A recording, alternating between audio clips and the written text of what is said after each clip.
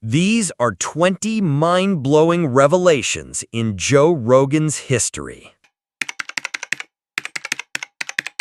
What about the ideas that the universe is in a constant state of contraction? He'd be the oldest man alive. Right?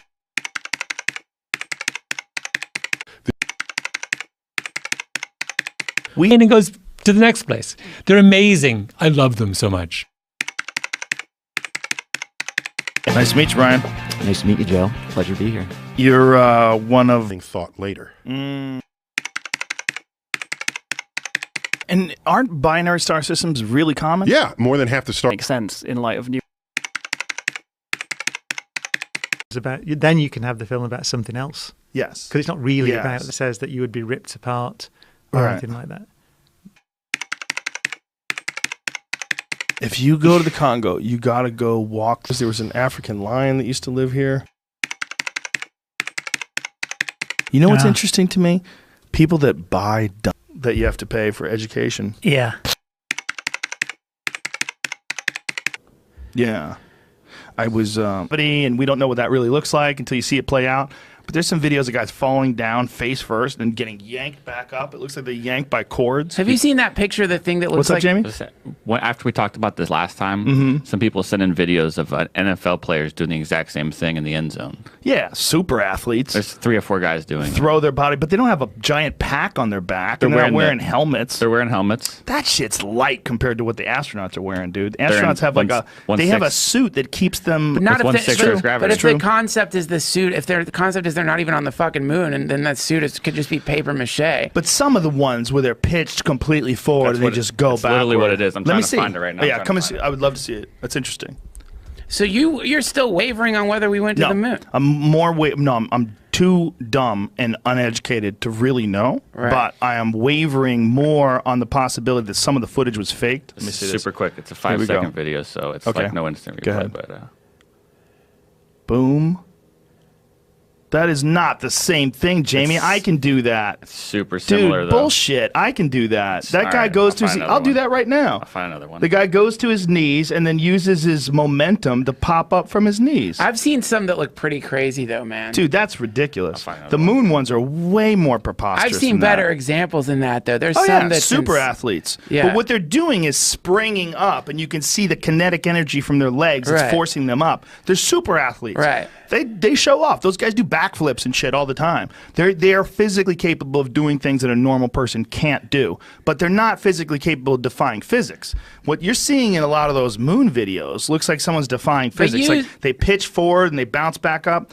I think they shot a bunch of shit. And I think some of the video, if you're going into space and you're experiencing deep radiation, the Van Allen radiation belts and from the sun, dude, you can't even go through the fucking X-ray machine at the airport, the old X-ray machines with film. They wouldn't let you. Because if you went through with film, it would kill your fucking film. So how are they getting these perfect videos and photos and none of them are fucked up by radiation? It's entirely possible that they did go to the moon, but they faked a bunch of the film footage because they wanted to have something and they couldn't really bring anything back. It's entirely possible. There's faked footage from the Russians, 100%. There's a precedent.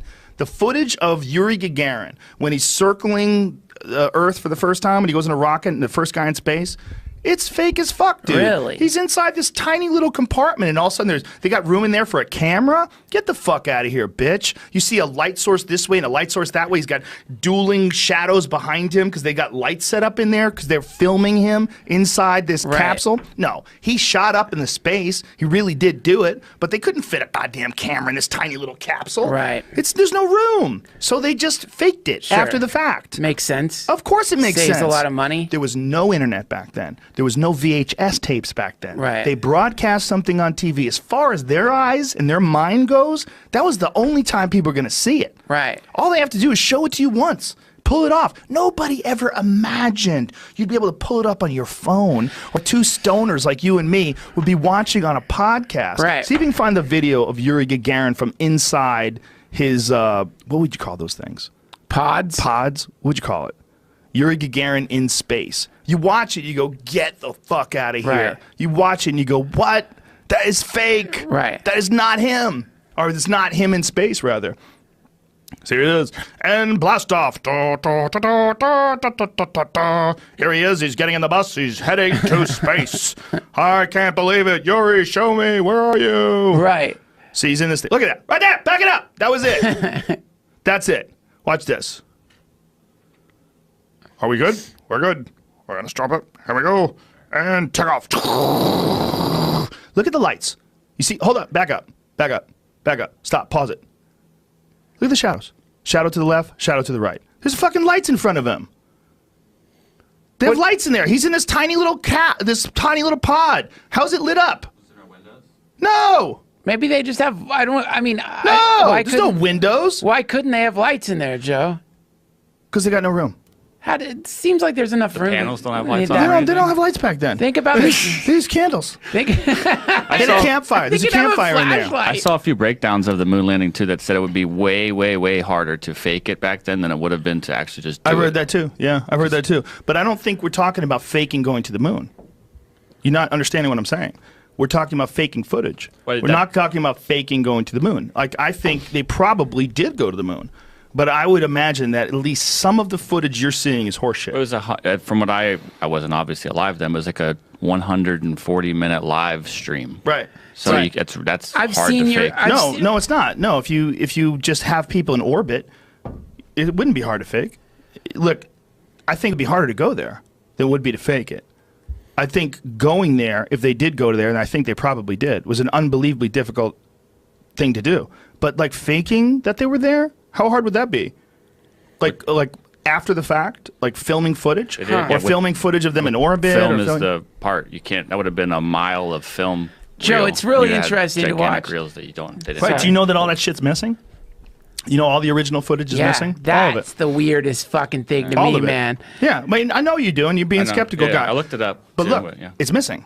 Remember when that? Not only that, you know what else is missing? The telemetry data. All the ones and zeros that show the location of the capsule, whatever the fuck it is on the way. I thought, from what I read, they still have that data. They just, the original paper it was on, or the original magnetic tapes got reused because they needed to. Okay, well, why would you say that unless you just why don't just Google it and find out that's the case? What I read. I read when last time you and Eddie what were did you talking read? about it. What did you read? I read that the original tapes got written over because they needed the magnetic tape because there was a shortage at some point in time. Right. So, but still, the data is still somewhere else. There was a shortage. Still, they recorded over the original tapes of the fucking moon landing. How much of a shortage of magnetic tape do you have where you're going to record over all of the video from the motherfucking moon landing? Hey, we got a presidential parade from '76. You want to keep that? Yeah, keep that. Keep that's a good one. It's like if you're going through like your family's VHS tapes, like, what do you want, Picnic from '82? Yeah, that was when Mikey threw up. Save it, save it. Like they're saving everything, but they record over the fucking moon landing video. Yeah, who needs it? Let's just fucking record over the first time in human history. Literally the craziest thing in human history to ever record over. Right.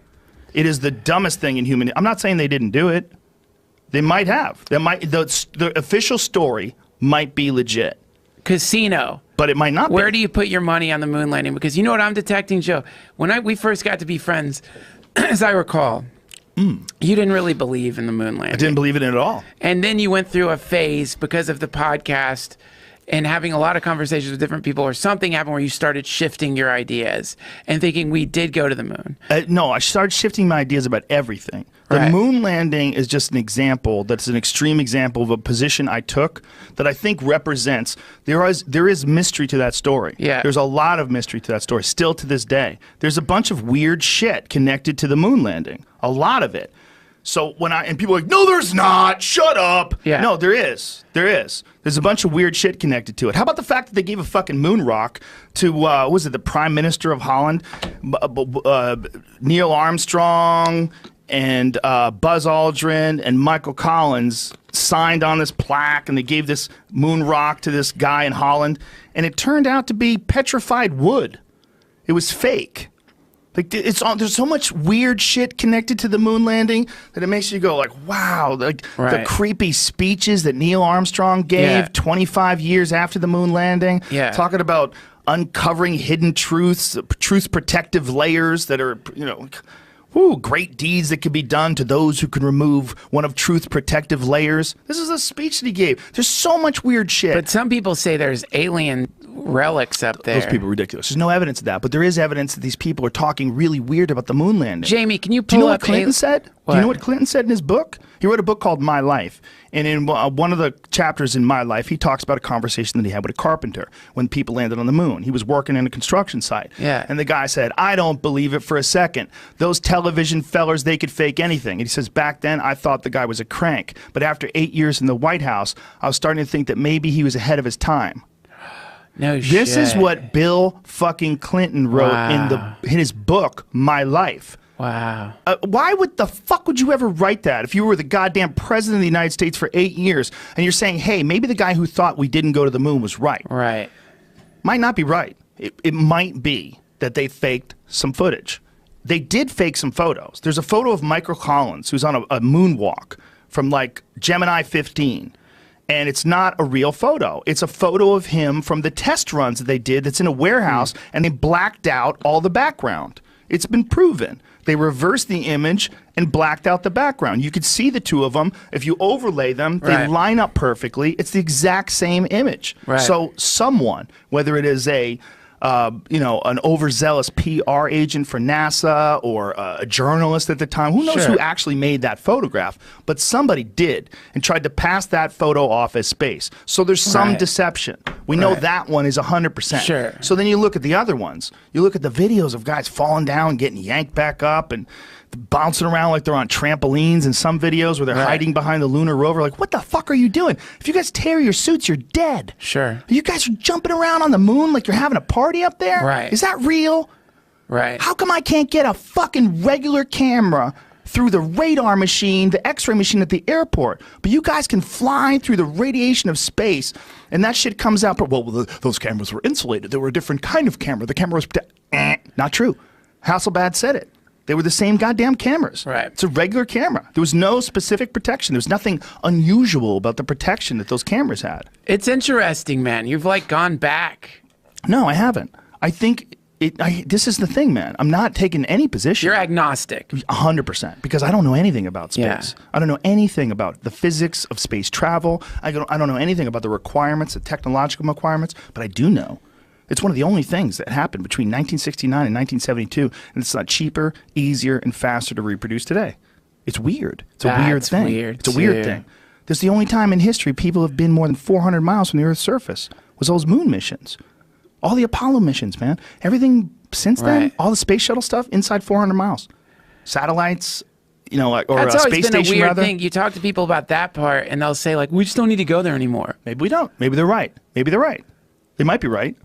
We don't know, but it's juicy to think they're not right. But it's interesting how rabidly people fight off the notion. Here's the other weird shit about it.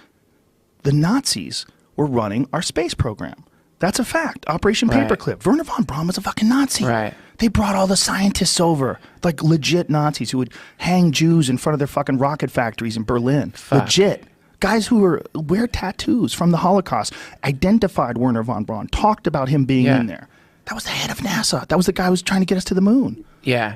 Dude, there's a lot of weird shit. And people... See, now you're getting deep into it. It's the Nazis doing some kind of thing where they're like trying to fake the moon landing. Like it's somehow attached to the Nazis. I think the Nazis were the best rocket scientists available, right? Or one of them, other than the ones that we had here and then the ones the Russians had. There was a lot of competition to get the best rocket scientists. But some of the best rocket scientists were in Nazi Germany. Sure. So when Nazi Germany fell, Operation Paperclip took place. And in Operation Paperclip, they brought a number of Nazi scientists from Germany secretly to America. And one of them they put as the head of fucking NASA.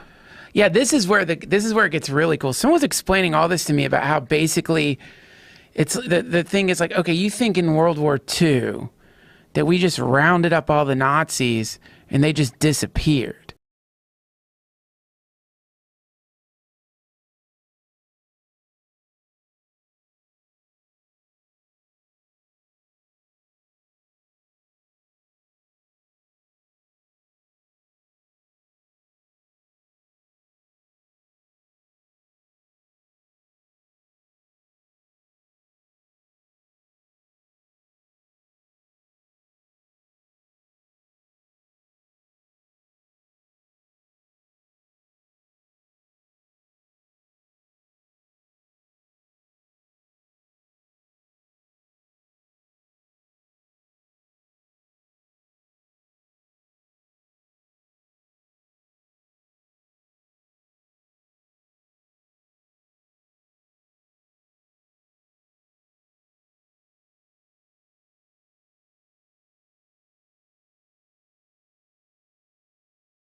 using Jewish slave laborers during the Holocaust. Holy shit. I went there with that UFO guy, Bob Lazar. Oh, They wanted easy. back then. Well, what's that? Tell me you saw that documentary about the 3 identical strangers. Did you watch I heard that? about it. I didn't see it. Bro. I heard. Oh my God. I mean, essentially, in so many words, without divulging too much, 3 brothers are born, triplets are born, and they are separated at birth, unbeknownst to them. They grow up completely independently, run into each other later in life. Jesus. This was in the 70s, I think it was, 70s. And they meet publicly on, maybe not Donahue, but one of those fucking big shows. You know, like they bring them all together. Yeah. And they end up finding out later in the documentary, spoiler alert, that there's a company who is doing this, that's doing trial tests on babies that are separated and putting them with different families to find out if they end up growing up with similar characteristics. It's a nature versus nurture. Yeah, nature nurture scientific test. experiment. But imagine how sick you have to be Fuck. to decide to separate kids. Yep. And dude, show up and test their family to find out how they're breeding these or how they're growing these children. Christ. Gross as fuck. You watched it, right, Jamie? They'd come test them every week or two, and just like doing checkups, and the parents almost didn't even know. I'm not sure. Well, or if one they know of they were the part of parents seemed to be more keen about it, and the other ones just felt like, well, they were getting money for it, so they were like, this is just a part of a program that we're in. Bro, how is that much different than aliens abducting people and That's what I'm saying. running medical It's not. tests? It's not. That's my point. Is like You're if they doing got an away with that, involuntary life and genetics test. bro. Involuntary. Supposedly they have the data from that too. Like the nurse or the assistant from the doctor that was doing it says there is data. She has read it, but it has never been released, and it should be because they fucked up all these people's lives. Wait! You're leaving out an important part. Probably. It's in a library in like Harvard library, and it legally can't be released to the public. It's something it's someone's holding on to it, and it cannot be released. They've tried hundreds of times, and it's got a 2050 release date or whatever. They're waiting for these people to die. Yeah. So then it'll just go away, and no one will think about it anymore. It's fucking, dude, watch it. It'll fuck you up. I'm scared. And then you find out in the documentary, they're not the only ones. They've done this over and over and over and over. God. It's fuck, dude. I'm sitting on a plane watching it, and That's reptilian. yes, you know when you're on a plane watching something so good, and you look around like to other people, you're like, you fucking. No one's watching it, but I'm like, it's fucking shit. It was so trippy, man. It's so trippy. So yes, do I think that Lazar had people trying to X out his pet? For sure. For sure. And there's a lot of other stuff that you got to go, I don't know. How do you prove that? How do you explain that? Well, I don't know. Isn't that like anything in our world? What do you believe in? The big questions are, is it education background? That was a big one. What do you mean, credibility-wise? No, whether or not he actually was educated at a certain place. I can't, this is a fucked up one, but I can't say what he told me. But essentially, without saying it, it had to do with projects he was working on. Currently? No, at the time. Oh, right. When he's working at Los Alamos Labs. I can't say anything more than that. Fuck. And now the internet explodes. But I don't know if it's true. Right. I told knows? him I wouldn't say anything, so I said I wouldn't say anything, and I'm not going to say anything. But whatever he said about all these different things, only he knows if it's true. So Right. when you're talking to a guy, he doesn't seem like a liar. Seems like he's very intelligent. I mean, when he's talking about all kinds of different things, very intelligent. So either he's running the greatest 30-year con of all time, Right. or maybe this really did happen. When you talk to him, so you're just guessing. You don't know. I don't know his life. I don't know his real life, right? I'm just guessing. But he seems like a guy who's seen some shit and just didn't know what to do and told some friends about it and then went to the news. And that's what that George Knapp guy, who was the investigative journalist that studied this case, over all the years, like this guy's never wavered. Like he's stuck with the story over and over. And things have shown to be true that they said were science fiction. Like there was this equipment that they had at Los Alamos Labs that he talked about, where it was this thing that measured the distance, or the size rather, of the digits in your finger. And apparently it's like like your fingers, the inches are specific, And so, like, if you put your hand down on that thing and then Jamie's hand, it would give a different measurement. Like, there's a different, each bone is a different length, and the exact length is of like 1.7, whatever the fuck it is, 1.7 inches, like whatever measurement tool they use. It was calculating the length of your fingers through some kind of buggy system that he said didn't really work that often. But people said that's science fiction, it doesn't exist. And then they finally got photos of these things. And people that worked at Los Alamos Labs concluded, or they conceded that these were a real thing. But for a long time, they were fighting it, being that's not real. Some people that didn't know were saying he made that stuff up. It doesn't exist. But it showed it does exist, and it did exist right there where he worked. He even took them on a tour through the labs. Like, he knew where everything was. He used to work there. So when they went there with the documentary crew with Jeremy Corbell, they just walked him through. He showed where he worked. He walked right in there. Maybe the guy's running the craziest con game of all time. Yeah. And he's just a super genius and way smarter than me, and he tricked me, and he thinks it's hilarious. Or maybe he saw some shit. What he was explaining that made it more and more interesting was how compartmentalized it was. And about how the problem with being so compartmentalized is that science is based on free exchange of information. Right. You have to have guys who are testing all these different things and working on them together.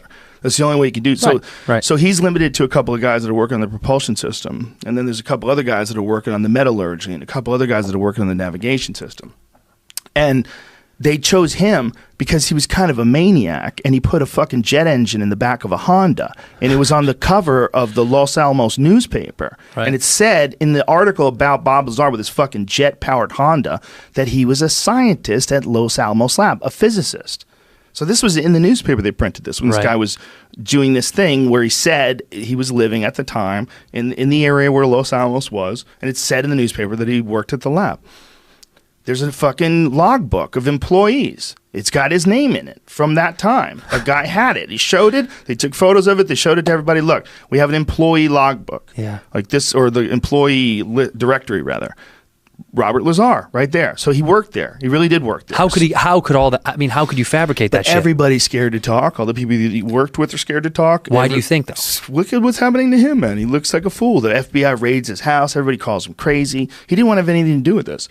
The only reason why he wanted to do my podcast, he wanted one more chance to just get it out in a form where it's just him talking. And he felt like he and I, and we both talked about it. I think me and you talking. I'll just let you talk. You tell me what happened, and I'll let everybody figure out if it's true. I don't know. What do you think, honestly?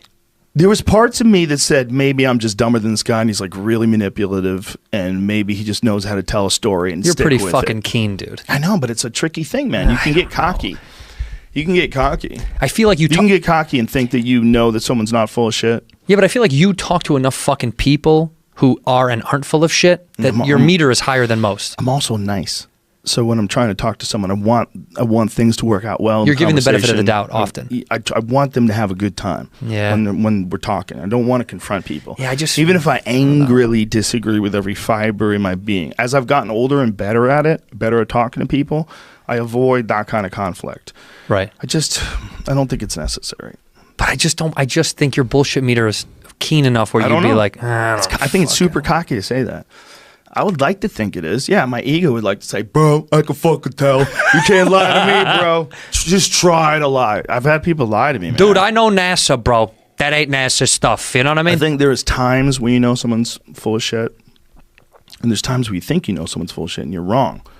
And then, it's like this whole thing of looking in someone's eye and talking to them. Sometimes someone will tell you something like, oh, bro, I didn't even know you called me. You're like, you motherfucker. You see it right in their eyes. Like, you piece of shit. You didn't I didn't know. see your text, man. I didn't even see it. You didn't? Yeah. It said you fucking saw it. Come on, bitch. Yeah, fuck that shit. Was there the fear that you entering into professional tournaments would not... 500 ain't got nothing to do with a stake horse. You know what I mean? This is just like pocket money. So now his stake horse comes over, and he's kind of interested in the game, and he says he'll give you the 7, but you got to bet, everything you got. Well, I got like 25 or 30,000 on me. You wouldn't know it, but I do. So I can't pull out 25 or 30,000. They're going to know something's up. So me and my buddy, we talked for a second. So we end up pulling out like 4,500. So we play for a little bit, and we're playing 7 ahead. We were playing a race of 7. for the 100 and 200, right? So now he thinks he's stealing because, I mean, the way I played in the other 2 sets, you know what I'm saying? So he just comes out like gangbusters. He got me like 4 games down. I'm talking to my buddy. I'm like, man, this is sick. We're going to get beat in this spot right here. I'm getting the 7, you know? So finally I get a shot, and I start to run out. Now I'm starting to run out. And so his stake horse sits there, and he says, man, ain't this something? You know what I mean? He says, we thought we were stealing. It looks real bad now. So I beat him that set. So now at hard times, you've been there, right, in L.A.? Yeah, Bellflower. Yeah, so they got the player side, right, with the tight tables, and they got the looser tables. Well, he had me on the looser tables thinking, you know, I'm just a sucker, you know.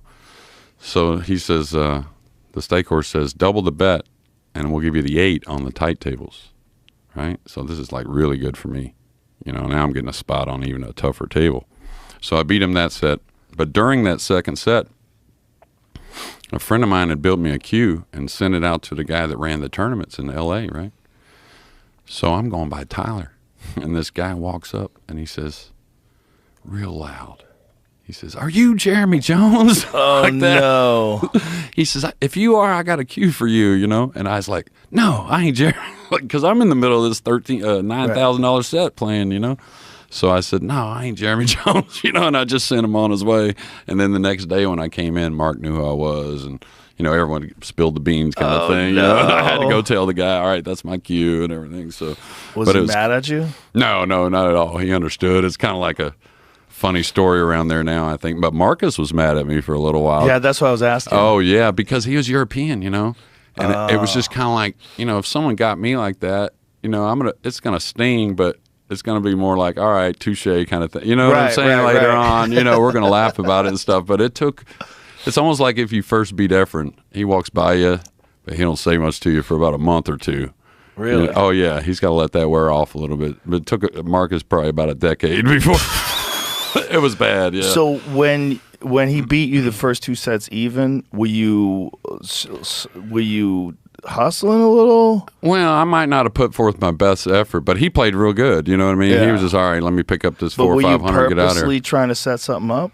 Well, you know, I'm definitely not trying to win for 200. You know what I mean? Like his stake horse, who now is actually, after that trip, became a real good friend of mine. You know, at that time, he was known you could beat him out of, you know, 40 and 50, you know, 1,000, right? So you're not going to start off doing anything like that for 200 or so. So when you first start playing, you play good, but you're not really bearing down. Right.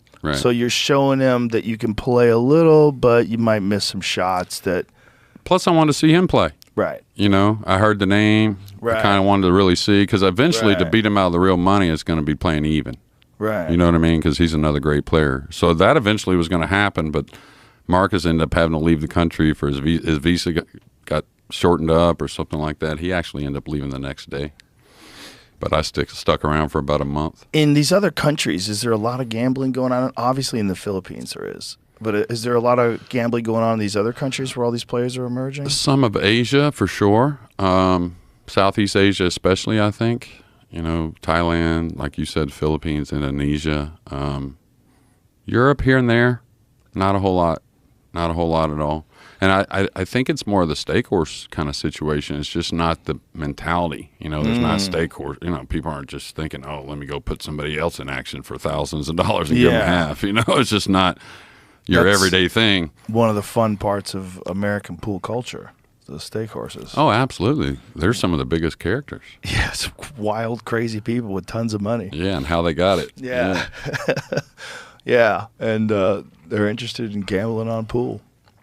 Yeah, I've been paid in buried money quite a few times. Really? Oh, yeah. Oh, yeah. It stinks. It stinks, usually. Really? Oh, yeah. Not nice. Wow. The whole car stunk. Yeah. Really? Oh, yeah, real bad. Do you think there's like bodies next to the money? I don't think so. Why did it smell? Just mildew and shit? Yeah, I think so. Yeah, I'm talking about, I think this has been there a long time, 30 years. Yeah. There was a guy one time we were in South Carolina. It was another place that I frequented in the summers, especially because we gambled at golf. But this guy, Frank, and he was a great, great guy. And he was coming in overalls, didn't know he had a penny, but he staked a lot of players, and he did a lot for the pool community. So he comes in one morning because we'd all meet at the pool room about 10 a.m. and we'd all make a golf game. Then we go out to the golf course, gamble golf, come back to the pool room and make pool games, right? It was awesome. I mean, the whole summer was like this. So this Frank comes in one morning, and he looked real upset, and he never looked upset. Always happy. Even if he lost, he was happy. And so I said, Frank, what's wrong? You okay? He said, I come out my back door, and I saw one of my bushes dug up today. So one of his sons that was a little detached at times from the family for one reason or another, he let it stay there, and he said he knew it right. It was a $30,000 bush. Oh, yeah. Yeah. And so he took it like a grain of salt. He was more disappointed. It was kind of like a disappointed father kind of thing, more than upset. He had plenty of money, Yeah. So, but it's amazing what people do with their money. Oh, I can't tell you probably maybe the craziest. I'll tell you later on the craziest ones on there. But let's see. So one time I was at a tournament in Mississippi, and to get on with this, I won the tournament. Tough tournament, Johnny Archer, all the great players, and his bar table. So I won like $8,000. So by the time I won the tournament, I think I was about 25,000 losers in the casino. Okay, like terrible trip. I mean, I wasn't even trying. You remember Tony Ellen? Yes. So he was 20 minutes late to get a steak dinner at the Horseshoe. It cost me about $12,000. I went down there and said, let me just pitch 300, and they just pounded me, right? So I got the tournament money after winning. It was $8,000. Went straight to the cage and cashed it. Went straight to the blackjack. Yeah, I had it about 10 minutes, so the $8,000 was gone. And so this guy that was playing there, his name was Frank Seals, and he was a legendary stake horse. And he used to stake CJ when he was a kid, and a lot of players throughout the years. And he said, hey, if you're ever bored, you want to come up to Morristown, Tennessee, I got a kid, I'll let you play if you still want to play, I like the way you gamble is what he said. He watched me play blackjack, blow all my money, right? Yeah. So, yeah. So, I told him, messing with him. I said, you ain't dealing with me no blackjack up there if I go up there. So anyways, I go up there. So he's got this guy, Mark Owens was his name, good player. And real high gear. Maybe not the most steady player, but real high gear. So we're playing. We start off playing races to 9 or 10 or something for 1,000. So long story short, I got him 10,000 loser, okay? And it's because we raised it and whatnot. And so now the whole town, this is a small town, okay, just up in the northeast corner of Tennessee. So the whole town starts coming in, and this is their hero.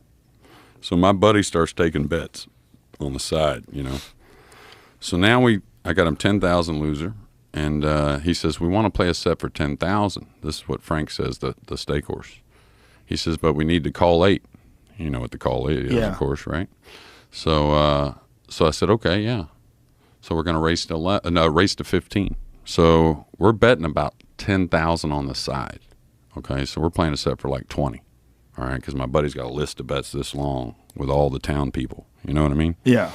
So it's 9-8 me. Instead of playing safe on the 8, I try to jack up off the end rail and stab it in and draw my ball. You know what I mean? Right. And I bobble it. He makes it. He breaks and runs 5 racks. He's up 14-9. So now he breaks, going to 15. And the 4-9 is wired over the spot.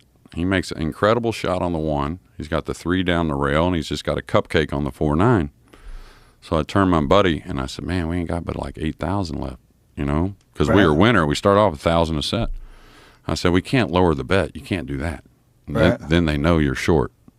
You know what I'm saying? Yeah. So I'm like, what are we going to do? We'll get more money tomorrow, and whatever, right?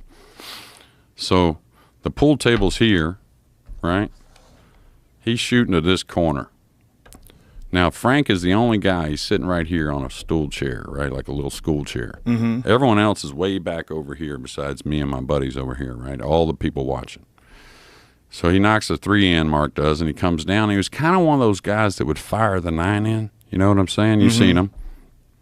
He rifles this 4-9. He could have just tapped it, and it would have rolled right in the corner. This ball went down and swirled around in the pocket. Jumped almost all the way back out to the spot. That's how far it went. Oh, my God. Yeah. All the money's on the light, right? So Frank, he knows about pool, and the ball's aimed directly at Frank. So as soon as he hits it, he knows it's in. So Frank starts to get up and get the money. I said, oh, Frank, I said, the 9's on the table. You know, Frank's like 75 years old. He's got glasses. So I said, the 9's on the table. He says, oh, I'm sorry. You know, like he didn't realize it didn't go in. Well, it did go in. It just came back out. Yeah. Never pocketed another ball the whole set. I played safe on that first shot. I broke a ran, played safe, broke a ran, beat him 15-14. Right? Wow. Yeah. So now the kid, he quits, and he's literally crying out on the stairs. Okay. So Frank says, come back the next day. We'll play you some more. So we come back the next day. We start out playing like for 3,500, races to 11. So I beat him 3 sets. So he says, hey, he's going to take a break. He said, I'll play you some more in a minute. I'm like, sweet, man, this is good, good action, you know?